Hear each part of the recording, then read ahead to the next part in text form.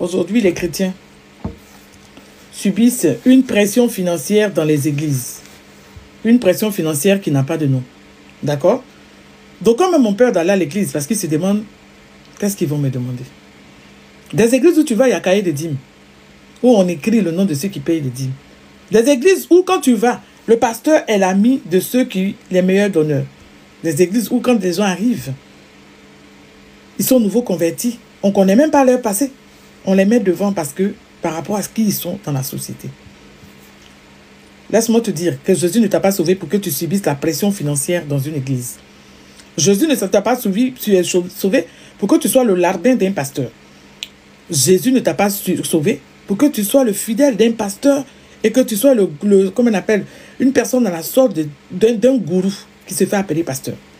D'accord? Nous savons tous que Dieu ne fait pas de conférence de presse quand il appelle quelqu'un. D'accord?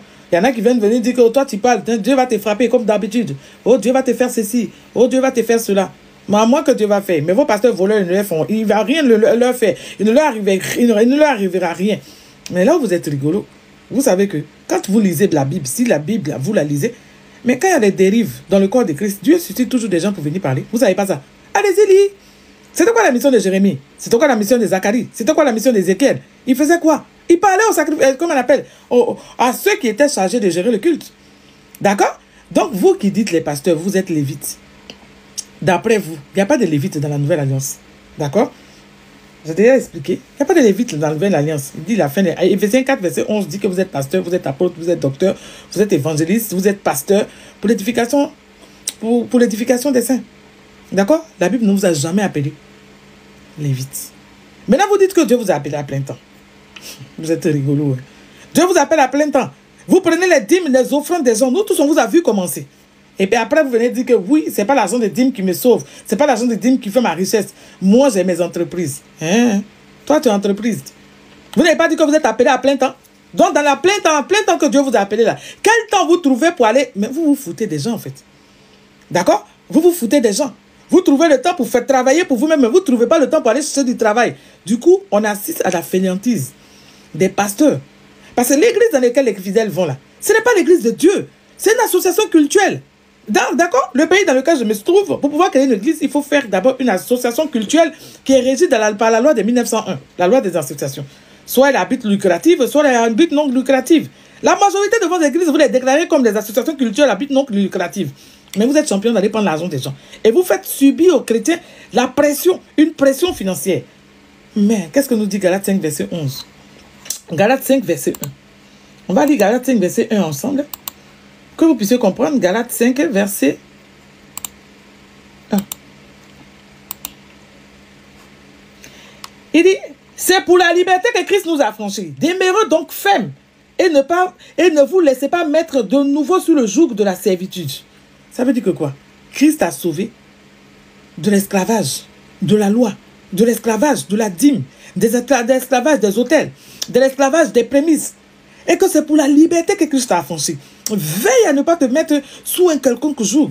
D'accord? Quand Jésus partait, il ne nous a pas laissé un pasteur, il nous a laissé au Saint-Esprit.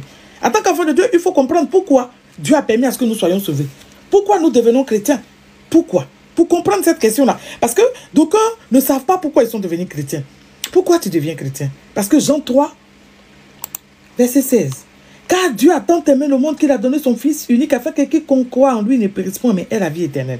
Nous devenons chrétiens pour accepter Christ, pour avoir la vie éternelle. Maintenant, la question qu'on va se poser, on va dire que, mais, c'est le pasteur qui a parlé et puis je suis devenu chrétien, c'est faux. La Bible dit, dans Jean 16, verset 8, quand il sera venu, il convaincra le monde en ce qui concerne le péché, de justice et de jugement. Donc, si tu es devenu chrétien, c'est parce qu'à un moment, tu as reçu la conviction du péché et que le Saint-Esprit t'a parlé et que tu es devenu chrétien. On va dire que oui, c'est un croisade de tel pasteur. Lui, il a fait que parler. D'accord? Celui qui t'a convaincu à l'intérieur, là, c'est le Saint-Esprit. Raison pour laquelle Paul peut dire, j'ai mis en terre, Apollos a arrosé et c'est Dieu qui a fait croître. D'accord? Donc, toute chose, c'est pour la gloire de Dieu. Tu vas te demander, mais qu'est-ce que Dieu attend des chrétiens? Voilà la vraie question.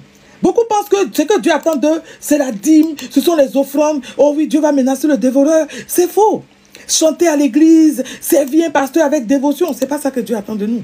Pour comprendre ce que Dieu attend de toi, il faut lire Éphésiens chapitre 1. Aujourd'hui, on va commencer à faire et lire Éphésiens chapitre 1. Il dit, Paul, apôtre de Jésus-Christ par la volonté de Dieu, aux saints qui sont à Éphèse et aux fidèles en Jésus-Christ, que la grâce et la paix vous soient données de la part de notre Dieu, de la part de Dieu notre Père et du Seigneur Jésus-Christ. Béni soit Dieu, Éphésiens 1, verset 3, Père de notre Seigneur Jésus-Christ, qui nous a bénis de toutes sortes de bénédictions spirituelles dans les lieux célestes en Christ. Ça veut dire que quoi? S'il n'y a qu'en Christ que le chrétien est sauvé. Ce n'est pas la prière d'un pasteur qui te sauve. Ce n'est pas les jeûnes d'un pasteur qui te sauvent. Ils vont dire qu'ils ne dorment pas, qu'ils jeûnent à cause de vous. Ce sont des menteurs. D'accord? Vos bénédictions ne dépendent pas d'eux ni de leur prière. Dieu ne fait rien à cause de la prière de quelqu'un. D'accord? Dieu fait toutes choses à cause de lui-même, à cause du conseil de sa volonté. On va descendre, d'accord? Donc nous sommes tous bénis en Christ. La dîme ne te sauve pas. La dîme ne menace pas le dévoreur. La dîme ne t'envoie aucune bénédiction. Bâtir les hôtels ne t'apporte rien. D'accord? Donc aucun pasteur ne va venir dire que c'est lui qui jeûne, c'est lui qui se met à part pour toi. C'est faux. Il dit en lui, nous avons été élus. En lui, Dieu nous a élus avant la fondation du monde. Pourquoi nous soyons saints et irrépréhensibles devant lui? Notre sainteté, elle est en Christ. Donc avant que tu ne viennes sur la terre, Dieu a déjà pensé à te sanctifier par la puissance du sang de Jésus. Il l'avait déjà préparé.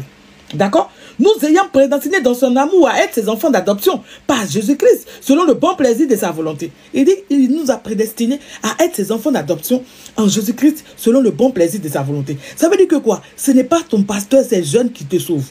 Ce n'est pas lui qui chasse les démons pour toi. Ce n'est pas lui qui prie pour toi. C'est le bon plaisir de sa volonté. Et Dieu t'a sauvé pour que tu sois son fils d'adoption uniquement en Christ et non pas d'un pasteur, non pas d'une congrégation, mais en Christ et Christ seul. Donc toute ta vie, toute ta pensée doit être centrée sur Dieu et sur Christ uniquement. Si tu ne le sais pas en tant qu'enfant de Dieu, c'est un danger. Tu seras la cible des pasteurs voleurs, des faux pasteurs, des pasteurs menteurs qui tordent les Écritures. D'accord? Il dit, nous ayant prédestinés dans son amour à être ses enfants d'adoption par Jésus-Christ, selon le bon plaisir de sa volonté. Dieu n'a pas de conseiller.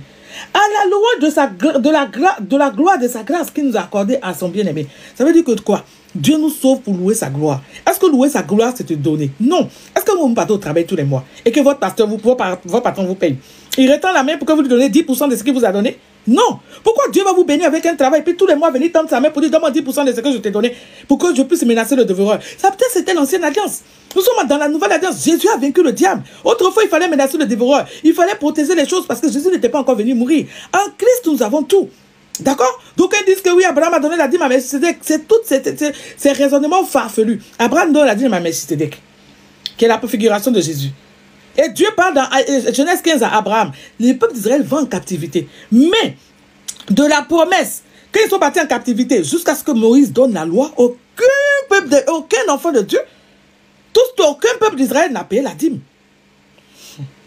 Il dit, je continue ma lecture. En lui, vous avez la rédemption en son sang, la rémission des péchés selon la richesse de sa grâce. Donc, c'est le sang de Jésus qui brise les malédictions générationnelles. C'est le sang de Jésus qui te préserve ton salaire. C'est le sang de Jésus qui menace le dévoreur. Ce n'est pas la dîme. D'accord? Il dit, en lui, vous avez reçu la rédemption par son sang, la rémission des péchés selon la richesse de sa grâce. Que Dieu a répandu en vous toute espèce de sagesse et d'intelligence. Il nous a fait connaître le mystère de sa volonté selon le bienveillant dessein qu'il avait formé en lui-même. Dieu fait toutes choses à cause de lui-même. D'accord? Pour être maître à l'exécution, lorsque le temps sera accompli de réunir toutes choses en Christ, celles qui sont dans les cieux et celles qui sont dans la terre. En lui, nous sommes devenus héritiers, nous ayant prédestinés selon la résolution de celui qui opère toutes choses selon le conseil de sa volonté. Il dit, afin que nous servions à la louange de sa gloire, nous qui d'avance avons espéré en Christ. Dieu nous sauve, uniquement nous sauve pour la louange de sa gloire. Louer la gloire de Dieu, c'est accepter Dieu. C'est le servir en esprit et en vérité. Ce n'est pas donner la dîme. Ce n'est pas le chanter à l'église. Ce n'est pas servir un pasteur. Non, non, non. Lisez Éphésiens 1, vous allez comprendre. Éphésiens chapitre 1. D'accord? Afin que nous servions à la louange de sa gloire, nous qui d'avance avons espéré en Christ. En lui, vous avez entendu la parole de la vérité, l'évangile de votre salut. En lui, vous avez cru et vous avez été scellés du Saint-Esprit qui a été promis. Nous sommes scellés du Saint-Esprit. Et ta bénédiction est scellée dans le Saint-Esprit. Uniquement en Christ, la dîme ne te sauve pas. Les offrandes ne te sauvent pas. Hôtels, bâtir les hôtels sacrificiels, tout ça là, ce sont des arnaques des pasteurs. Ce sont des marmailles pour prendre ton argent, pour mettre sur toi une pression financière pendant que Jésus est mort à la croix pour te sauver, pour ta liberté. Sois béni. Aujourd'hui, les chrétiens